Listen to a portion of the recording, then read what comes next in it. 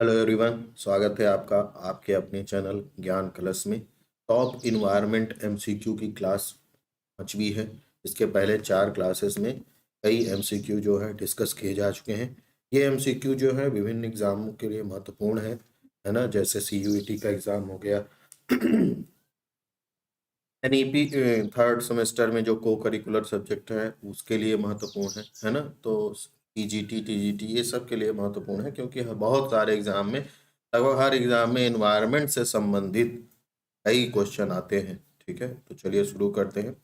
सबसे पहला क्वेश्चन है इन्वायरमेंट इंक्लूड, मतलब पर्यावरण में क्या सम्मिलित किया जाता है। ठीक है, तो एबायोटिक फैक्टर यह सम्मिलित किया जाता है, बायोटिक फैक्टर यह भी सम्मिलित किया जाता है, नाइट्रोजन एंड ऑक्सीजन, है ना। तो ये नाइट्रोजन एंड ऑक्सीजन जो है एबायोटिक फैक्टर का ही पार्ट है। और डी ऑप्शन दिया है एबायोटिक एंड बायोटिक कंपोनेंट, तो यही ऑप्शन सही होगा। एबायोटिक को हिंदी में कहते हैं अजैविक और बायोटिक को कहते हैं जैविक। अजैविक में जैसे गैसें आती हैं, है ना, जल हो गया, ठीक है, मिट्टी हो गई, तापमान हो गया। लेकिन जैविक में जीवित चीजें आती हैं, जीव जंतु हो गए, ठीक है, जीव जंतु हो गए, पेड़ पौधे हो गए, ये सब किस में आते हैं, जैविक में आते हैं। तो जो अजैविक और जैविक फैक्टर्स हैं, घटक हैं, इन्हीं को पर्यावरण में क्या करते हैं, शामिल करते हैं। ठीक है, तो अजैविक और जैविक घटक दोनों ही सम्मिलित किए जाते हैं पर्यावरण में। ठीक है, अगला क्वेश्चन देखते हैं।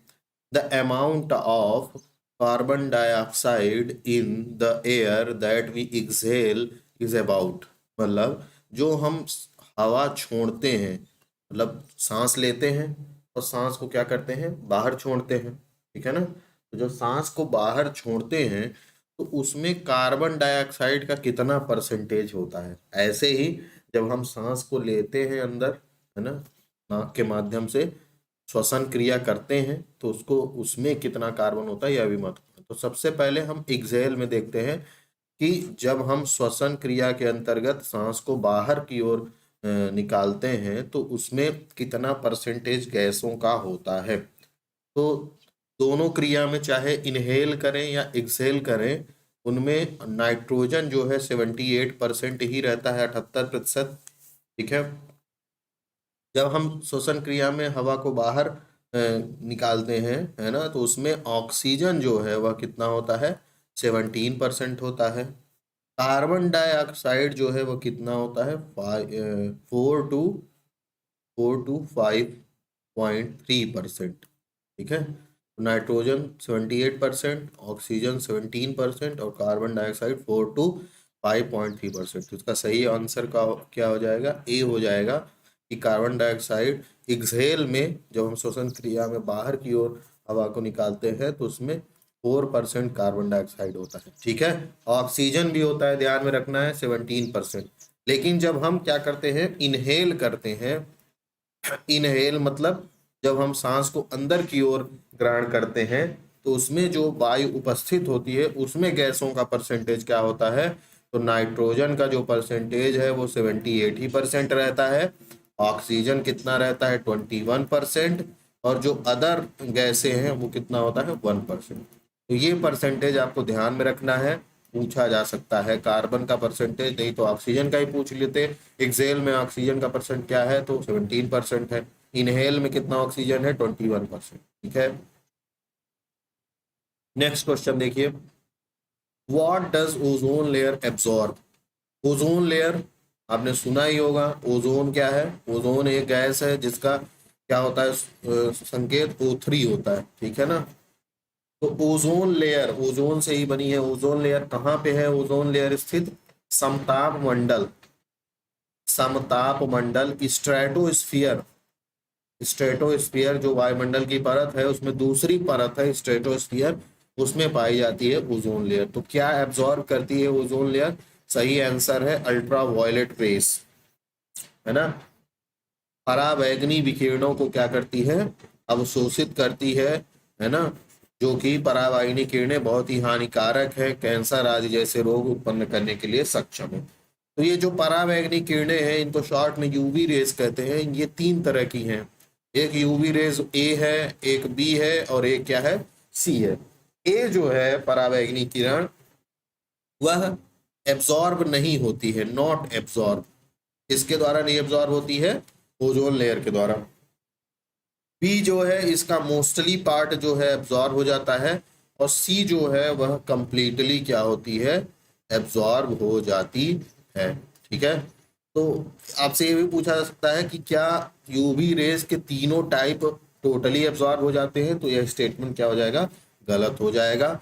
और इसमें जो यूवी रेज बी है, यूवी बी है, यह महत्वपूर्ण है एक कारण से, और क्योंकि यह जो ह्यूमन में या अन्य जो एनिमल हैं उनमें विटामिन डी के निर्माण के लिए क्या है, जरूरी है ना। क्योंकि विटामिन डी हमारे शरीर में सूर्य के प्रकाश से ही शरीर जो है क्रिया करके जो है हमारे शरीर में विटामिन डी बनता है। तो उसके लिए यूवी जो बी है, यह भी आपसे पूछा जा सकता है कौन सा यूवी का टाइप जो है हमारे शरीर में विटामिन के निर्माण, विटामिन डी के निर्माण के लिए जरूरी है, तो उसमें बी, यूवी बी जो है वही महत्वपूर्ण है।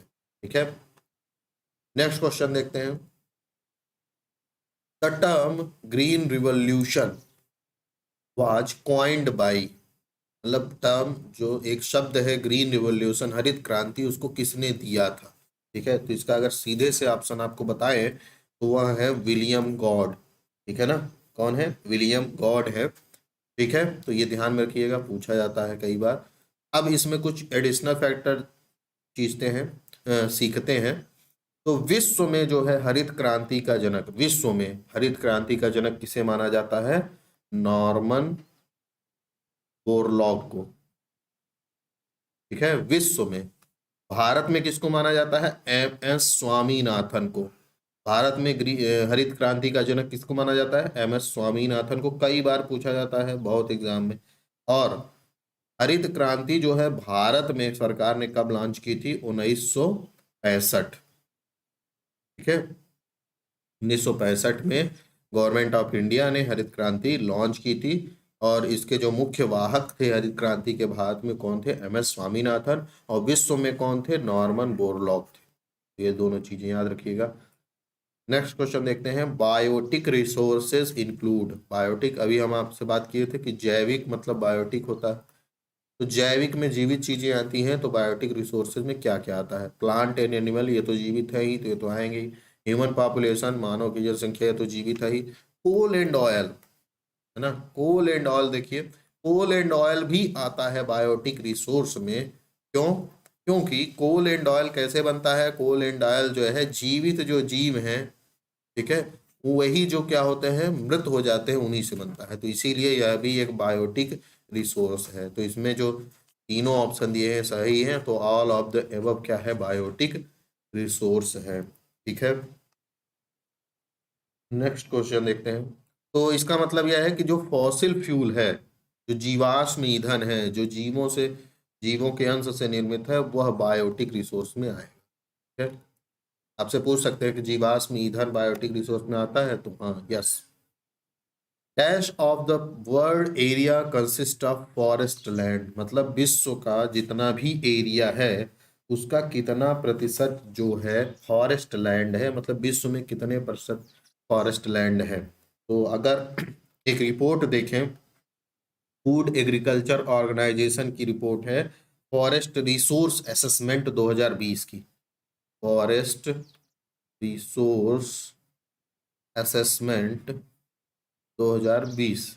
ये आपसे डायरेक्ट नाम ही पूछ सकते हैं रिपोर्ट का कि फॉरेस्ट रिसोर्स असेसमेंट 2020 किसने जारी किया है, तो फूड एग्रीकल्चर ऑर्गेनाइजेशन ने जारी किया है। और इसने बताया है कि पूरे विश्व में 4.06 बिलियन हेक्टेयर, बिलियन हेक्टेयर, ठीक है, मतलब अरब हेक्टेयर जो है, 4.06 अरब हेक्टेयर भाग में फॉरेस्ट लैंड स्थित है। और अगर यह परसेंटेज में देखेंगे तो 31% होगा। तो इसका सही ऑप्शन क्या हो जाएगा, सी हो जाएगा। तो आपको ध्यान रखना है ये वाला भी कि 4.06 अरब हेक्टेयर है, और 31% में 31%, और एरिया में 4.06 बिलियन हेक्टेयर है। ठीक है, अब इसमें 2-3 फैक्ट और इंडिया में कितना मतलब पूरे इंडिया, पूरा पहले बात तो ये जानिए कि पूरा जो भारत है वो पूरे विश्व के कितने लैंड पर स्थित है, 2.4% लैंड पर स्थित, मतलब पूरे विश्व का 2.4% जो लैंड है वो कहाँ स्थित है, भारत में स्थित है। अब भारत में जो फॉरेस्ट कवर है, फॉरेस्ट एंड ट्री कवर है, वह कितना है, 24.62 है। और यह कौन सी रिपोर्ट के अनुसार है, इंडियन स्टेट फॉरेस्ट रिपोर्ट 2021 में, हर 2 साल में जारी होती है, ठीक है।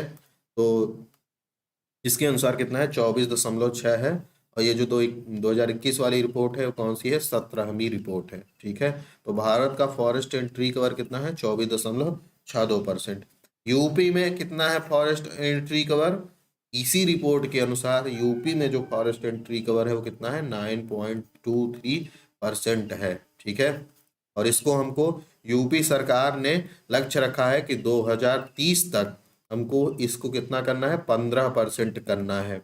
ये जो 9.23 है इसको कितना करना है, 15% करना है।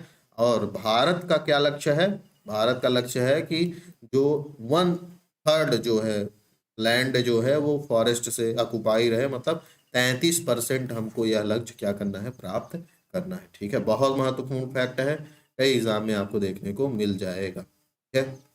तो अगला क्वेश्चन है उसको देखते हैं क्या है।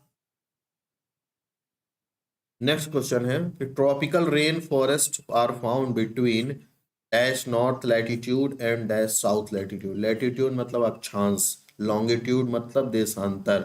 पूछ रहा है कि जो उष्ण कटिबंधीय वर्षा वन है, उष्ण कटिबंधीय वर्षा वन है, वो कौन से अक्षांश के बीच में पाए जाते हैं, उत्तरी अक्षांश कौन सा और कौन सा दक्षिणी अक्षांश, ठीक है।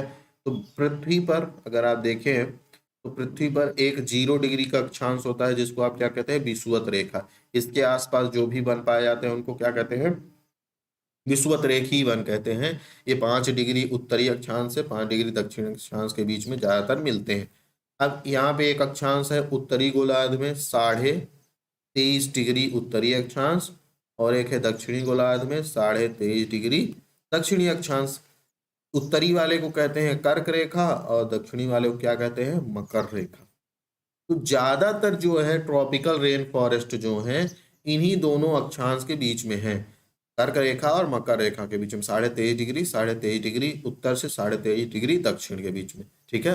तो इसमें जो सबसे क्लोज ऑप्शन है वो बी है, तो इसलिए बी सही होगा। थोड़ा बहुत जो है मतलब कुछ अक्षांश जो है आगे भी जो है इस तरह के वन पाए जाते हैं, इसीलिए इस तरह का ऑप्शन सही हो रहा है। तो 30 डिग्री उत्तरी अक्षांश और 30 डिग्री दक्षिणी अक्षांश के बीच में जो है उष्ण कटिबंधीय वर्षावन क्या है, पाए जाते हैं, ठीक है।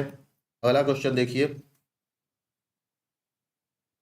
Why should be conserve forest and wild life. हमें वन और वन्य जीवन को क्यों बचाना चाहिए, क्यों उसको संरक्षित करना चाहिए, national park wild life sanctuary याद बना के, तो क्यों करना चाहिए संरक्षित, टू प्रोटेक्ट बायोडाइवर्सिटी, अपनी जैव विविधता को सुरक्षित रखने के लिए सही है। टू मेंटेन बैलेंस, बैलेंस बनाने के लिए अगर फॉरेस्ट वाइल्ड लाइफ नहीं होगी तो इकोसिस्टम जो है वो पर्यावरण जो है संतुलित नहीं रहेगा, और संतुलित नहीं रहेगा तो बहुत सारी गंभीर समस्याएं, जलवायु परिवर्तन, global warming, green house gas आदि का प्रभाव देखने को मिलेगा।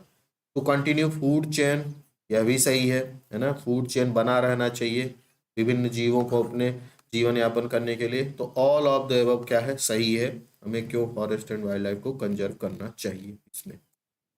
नेक्स्ट क्वेश्चन है, water harvesting is a method which, मतलब जो वाटर हार्वेस्टिंग है, आप जल का संग्रहण करते हैं, वर्षा के जल का संग्रहण करते हैं, तो वह मेथड है जिससे कि क्या होता है, इंक्रीज ग्राउंड वाटर लेवल, ठीक है। तो ये तो सही है। Not practice in modern day, गलत है। मतलब कहना चाह रहा है कि इस समय पर वाटर हार्वेस्टिंग नहीं होती है, तो ये तो गलत है, होती है। Has no reason with ground water, यह भी गलत। कह रहा है कोई भी संबंध नहीं है ग्राउंड वाटर से। डिक्रीज ग्राउंड वाटर, गलत है, जब इंक्रीज हो रहा है ऊपर तो डिक्रीज कैसे होगा। तो इसका सही आंसर है ए, कि वाटर हार्वेस्टिंग से क्या होता है, जो है ग्राउंड वाटर का लेवल जो है बढ़ता है, ठीक है, बहुत महत्वपूर्ण है। अब कुछ एक प्रोग्राम चलाया जा रहा है वाटर हार्वेस्टिंग या ग्राउंड वाटर से ही रिलेटेड है, भारत सरकार द्वारा 29 मार्च 2022 को इसको लॉन्च किया गया है। प्रोग्राम का नाम भी आपसे पूछ सकते हैं और वो कब लॉन्च किया गया है उससे वह भी पूछा जा सकता है। तो यह है जल शक्ति अभियान, जल शक्ति अभियान कैच द रेन, जल शक्ति अभियान कैच द रेन किस मंत्रालय का है? मिनिस्ट्री ऑफ जल शक्ति का है, मिनिस्ट्री ऑफ जल शक्ति। ठीक है, तो इसमें दो क्वेश्चन बनता है इस तरह का कि पहली बात तो जल शक्ति अभियान किससे संबंधित है? कैच द रेन, तो ये संबंधित किससे है? ग्राउंड वाटर से संबंधित है, ग्राउंड वाटर बढ़ाने से संबंधित है। दूसरा कब लॉन्च किया गया है? तो 29 मार्च 2022 को लॉन्च किया गया है।